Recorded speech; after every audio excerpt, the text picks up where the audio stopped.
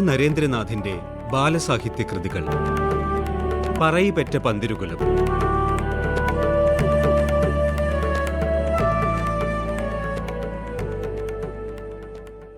വരരുചി ഞെട്ടിവിറച്ചു.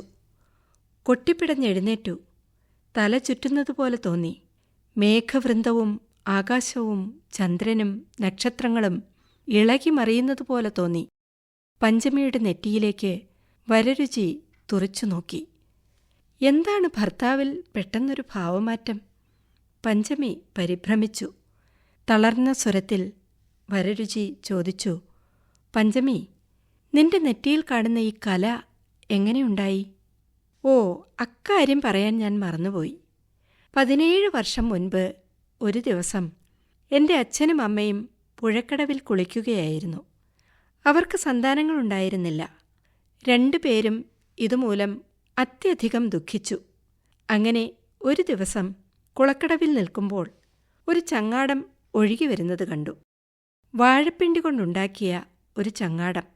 അതിൽ ഒരു തീപ്പന്തവും ഉണ്ടായിരുന്നു. ആ ചങ്ങാടത്തിൽ 2 ദിവസം മാത്രം പ്രായമുള്ള ഒരു പെൺകുട്ടിയുണ്ടായിരുന്നു. എൻ്റെ അമ്മ ആ കുഞ്ഞിനെ വാരിയെടുത്തു. അച്ഛനും അമ്മയ്ക്കും സന്തോഷമായി. ആ പെൺകുട്ടി ഞാനായിരുന്നു. കുറച്ചുകാലം കഴിഞ്ഞപ്പോൾ അമ്മ മരിച്ചു. അച്ഛനാണെന്നെ വളർത്തിയത്. അന്ന് ആ തീപ്പന്തത്തിൽ നിന്നും ഇറ്റുവീണ എണ്ണ എൻ്റെ നെറ്റിയിൽ പൊള്ളലുണ്ടാക്കി. ആ കലയാണിത്, പഞ്ചമി പറഞ്ഞു. വരരുചി പഞ്ചമിയുടെ മുഖത്തേക്ക് തുറിച്ചു നോക്കി. പഞ്ചമി പറഞ്ഞു, അന്ന് പഞ്ചമി ദിവസമായിരുന്നു. അതുകൊണ്ട് എനിക്ക് പഞ്ചമി എന്ന് പേരിട്ടു. അല്ല, അങ്ങയുടെ മുഖം വിളറി വെളുത്തിരിക്കുന്നുവല്ലോ. എന്തുപറ്റി? എന്നോട് പറയൂ, എന്തുപറ്റി? എന്നേക്കാൾ, നിന്റെ ഭർത്താവിനേക്കാൾ ഭാഗ്യദോഷിയായി മറ്റൊരാൾ ഈ ലോകത്തിലില്ല പഞ്ചമി. വിധിയുടെ കൽപ്പന ആർക്കും ലംഘിക്കാൻ സാധ്യമല്ല. വരരുചി ദുഃഖം കടിച്ചമർത്തിക്കൊണ്ട് പറഞ്ഞു, അങ്ങെന്താണീ പറയുന്നത്?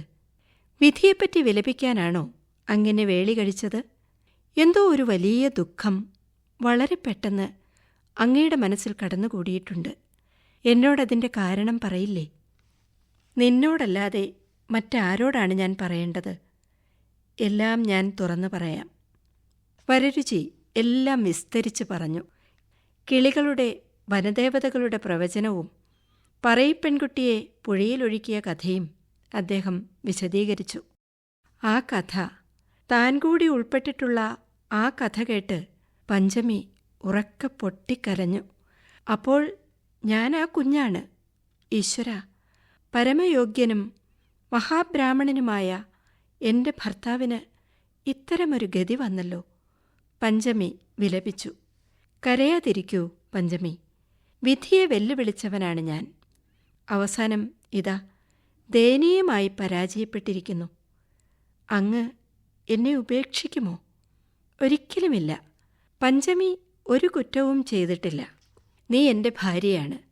നിന്നെ ഞാൻ ഉപേക്ഷിക്കില്ല, വരരുചി പറഞ്ഞു. അദ്ദേഹം കുറച്ചുനേരം ചിന്തയിലാണ്ടു. നരേന്ദ്രനാഥിന്റെ ബാലസാഹിത്യ കൃതികൾ വായിച്ചത് പ്രീതി.